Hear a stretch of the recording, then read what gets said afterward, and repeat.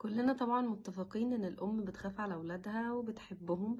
فلما تيجي الام تقول لابنها مثلا ما تعملش حاجة معينة عشان دي مضرة ليك وبتسبب لك كذا وكذا وكذا، فكلنا هنقول للابن ايه؟ اسمع كلام مامتك، هي خايفة عليك وهكذا يعني. طيب ولله المثل الاعلى، طبعا احنا ربنا اللي خلقنا وربنا طبعا بيحبنا وعايز لنا الاصلح وعايز لنا الاحسن.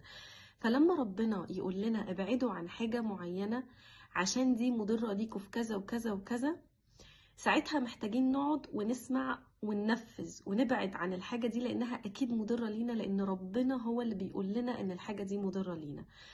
فمع الأسئلة اللي احنا اتفقنا ان احنا هناخدها في القرآن، السؤال بقى أول سؤال هو ايه؟ فهل أنتم منتهون؟ ربنا بيقول لنا هي هتبطلوا الحاجة دي؟ يا ترى ايه هي الحاجة اللي ربنا عايزنا ان احنا نبطلها؟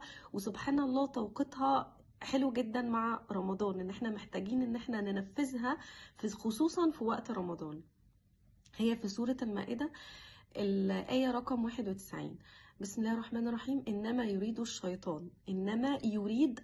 ربنا بيقول لنا إن الشيطان عايز إيه بقى؟ أن يوقع بينكم العداوة والبغضاء. الشيطان عايز يوقع ما بيننا ويجيب لنا العداوة والبغضاء في الخمر والميسر ويصدكم عن ذكر الله. عايز يصدنا عن ذكر ربنا، الشيطان عايز يصدنا عن ذكر ربنا وعن الصلاة. فهل أنتم منتهون؟ فربنا بيقول لنا الشيطان عايز يضيع وقتكم، عايز يلهيكم، عايز يوقع ما بينكم، عايز لكم الأذى وعايز لكم حاجات مش حلوة في حياتكم.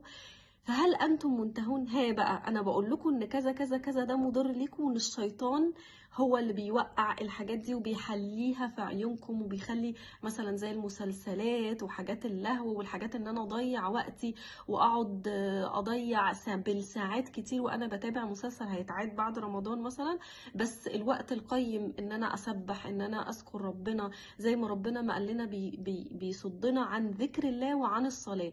فهل انتم منتهون؟ وهنا في التفسير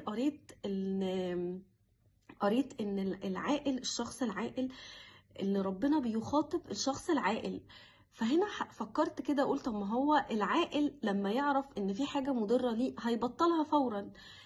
فقلت سبحان الله، يعني مع ان احنا وانا ساعات بكون من الناس دي احنا عارفين الحاجة المضرة لينا وبالرغم من كده برضو بنعملها. فعشان كده ربنا قال لنا بس ان الحاجة دي مضرة. هي فهل انتم منتهون؟ هتكملوا ولا هتبطلوا عن الحاجة اللي بتضركم وبتأذيكوا دي؟